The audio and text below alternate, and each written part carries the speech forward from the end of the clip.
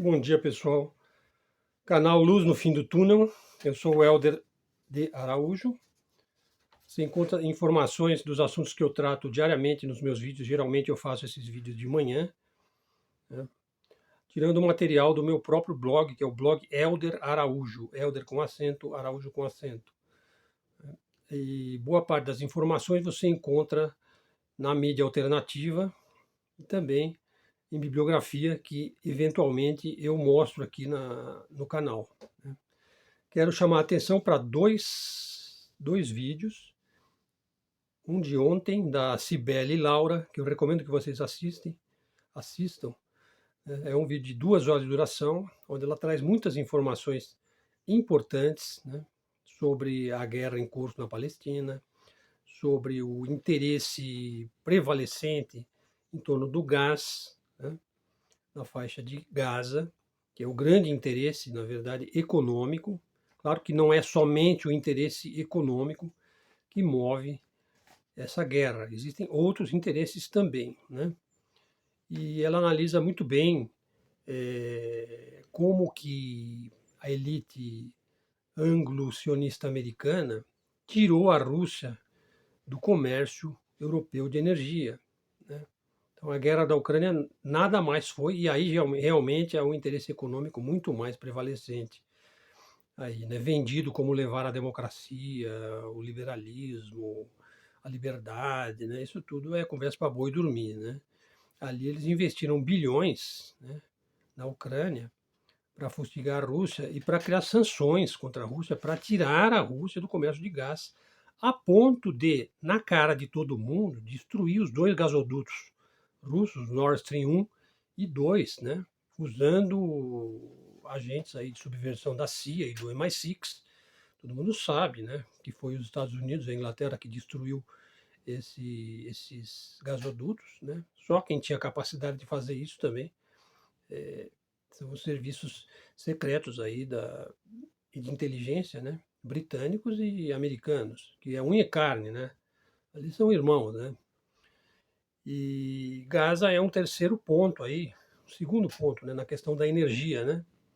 Tirou a Rússia do mercado europeu, consumada a ação, acabou. A Ucrânia não tem mais importância, não tem mais interesse. O interesse já foi, o objetivo já foi alcançado, já foi atingido aí o objetivo, né?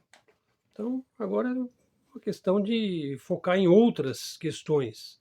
A Europa está empobrecendo por conta disso, está encarecendo, o custo de vida está aumentando, e ao mesmo tempo você tem o problema aí da imigração, dos refugiados, das pessoas que fazem os trabalhos insalubres e penosos para os europeus, né? Que são africanos, que são muçulmanos, né? Que são árabes, né? Que são afegãos, são ucranianos, né? E agora vão ser também os palestinos, né?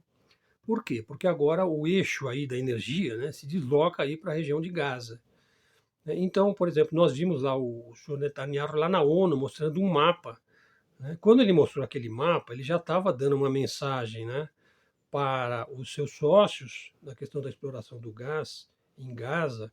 Ele estava passando uma mensagem, tipo, olha, a barra já está limpa, ó, a Palestina já está fora do mapa, né? Então vamos tratar de outros assuntos aqui, assuntos de gente grande, né? Assuntos de quem tem a bomba atômica, de quem detém o controle, né, da energia nuclear, né? Então eu vou citar também aí um vídeo que está hoje no canal História Militar em Debate, onde você tem uma discussão sobre a energia nuclear no Oriente Médio. Muito bom, pessoal. Assistam esses vídeos que eu indico para você ficar bem informado, né? Porque aí você vai ter uma análise muito mais extensa do que a informação que eu te passo aqui, porque a informação que eu te passo aqui, ela é sintética, ela não é didática, ela não é explicadinha, ela é uma informação sintética para quem está acompanhando o jogo, para quem está a par da geopolítica, para quem está, inclusive, a par do que está acontecendo na mídia convencional, na grande mídia, na mídia mainstream, mas a informação hoje ela está com a mídia alternativa, né? Os canais alternativos. Bom, ontem teve a fala do Nasrallah, né? O Hassan Nasrallah, que é um líder muçulmano, um clérigo, que é tido como o principal representante e secretário do Hezbollah. Inclusive o comandante Robson falou no canal dele, no Arte da Guerra, que é um canal também que eu indico para vocês, né. Ele falou: "Ah, o Nasrallah falou tudo e também não falou nada", né, que é bem isso, né. Quer dizer, deixa tudo em aberto, né, e ao mesmo tempo faz um alerta, né, mas foi um dos discursos mais importantes do século XXI. É um discurso que vai ficar nos anais aí dos grandes discursos feitos por líderes, né. Entre outras coisas, primeiro, ele falou que defender o povo palestino é uma questão ética, humana, é uma questão moral, vital, né. Você não pode simplesmente destruir um povo simplesmente porque você está interessado em gás, né, ou porque a tua agenda dos globalistas prevê a despopulação. Quer dizer, eles perderam todos os limites da decência humana, né. Então hoje, o comportamento humano ele é pior do que o comportamento medieval ou do mundo antigo. Ele é muito pior, né. Por quê? Porque o ser humano se tornou mais eficaz, né, para atingir os seus fins, né, e os fins justificam todos os meios, como já dizia o Nicolau Maquiavel, né. Então não há mais limites, você pode simplesmente tirar um povo da tua frente, né. E amanhã poderá ser outros povos, porque eles não têm mais limite, a política e os interesses se tornaram kafkianos, né. Kafka, Franz Kafka, né. Não há mais limite, né. Depois do que foi feito, e nós vimos, no Covid, o que eles foram capazes de fazer, o que eles não serão capazes de fazer agora, né. Então, por exemplo, isso daí também é algo que eles estão mostrando para nós: "Olha, nós podemos fazer um genocídio de um povo, né, que esteja na frente dos nossos objetivos na tua cara. Nós podemos fazer isso na tua cara e você não vai poder fazer nada, a não ser fazer um videozinho aí no YouTube. Vai ser o máximo que você vai poder fazer, né. E se você tiver muitos seguidores, né, acima de 10.000 seguidores, nós damos até um dinheirinho para você continuar falando e clamando, né, e lutando, que é o que a gente não pode parar de fazer, né, transmitir ideias, né, defender a nossa classe, na verdade. Eu não estou dizendo que nós somos marxistas, não. A nossa classe somos os civis, os frágeis, né, os indefesos, mas nós temos cérebro, nós temos inteligência, né, nós não podemos parar. Nós temos que transmitir a nossa visão e expressar aquilo que a gente sente, né, a respeito desses assuntos. Bom, então voltando, quando o Netanyahu mostrou lá aquele mapa sem a Palestina na ONU, já estava tudo decidido, né? E o Nasrallah ele alertou para essa questão de que quem está defendendo o povo palestino é o lado vitorioso, né? Então, assim, inverte a questão do eixo do mal, né? Sabe, essa palavra eixo sempre é usada assim pejorativamente, né? Negativamente. O eixo na Segunda Guerra Mundial era a Alemanha nazista, a Itália fascista e o Japão imperial, né? Depois o eixo do mal, né, que os macartistas, né, os straussianos, os neocons americanos, né, tenta colar na China, na Rússia e no Irã, né. Então, assim, não se sustenta essa questão do eixo, né. Mas o eixo hoje são aqueles que estão do lado de um povo que está sendo trucidado a olhos vistos, na cara de todo mundo. Outro ponto que o Nasrallah falou a respeito de que o Hezbollah não vai entrar na guerra, porque ele nunca saiu dela. Ele está lá desde o dia 8 de outubro, no sul do Líbano, na fronteira, né, tendo inclusive causado muitas baixas ali, destruído uma série de equipamentos que tornaram Israel praticamente cego naquela região chave ali, né? Então, claro, o conflito pode se escalar, né? Então você vai ter aí um conjunto de países que envolve a questão dos refugiados, né, envolve a questão da própria guerra, envolve o interesse que todos eles têm no gás, né? Então, o vilão da história, na verdade, vai ser cada vez mais Israel. O vilão vai ser Israel, né? Porque o trabalho sujo, né, vai ser feito por ele. O trabalho feio, grotesco, genocida, a limpeza étnica, né? Então, quanto mais ele bate na tecla de que ele está combatendo o terrorismo do Hamas, mais ações genocidas e criminosas e crimes de guerra ele comete.